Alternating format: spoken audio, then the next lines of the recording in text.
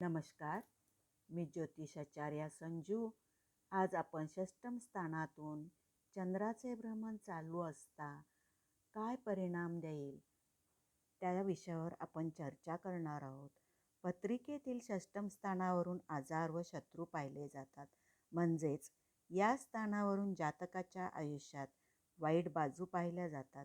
प्रत्येक पत्रिकेत षष्टम स्थानात असलेला चंद्र हा जातकासाठी शुभ मानला जात नाही. उच्च योगातही असताना खालच्या दर्जाची नोकरी किंवा काम जातकाला करावं लागू शकतं. प्रकृतीही अशक्त राहू शकते. आरोग्याच्या अनेक तक्रारी असतात. पोटाचे विकार आणि एखादा असाध्य रोग होऊ शकतो. चंद्राच्या बळामुळे जातक आर्थिकदृष्ट्या संपन्न वैभवशाली असतो, मात्र संपत्ती उधळली जाऊ शकते. यामुळे हे स्थान चंद्राला मानवत नाही. चंद्र बिघडल्यास जातक रोगी होऊ शकतो.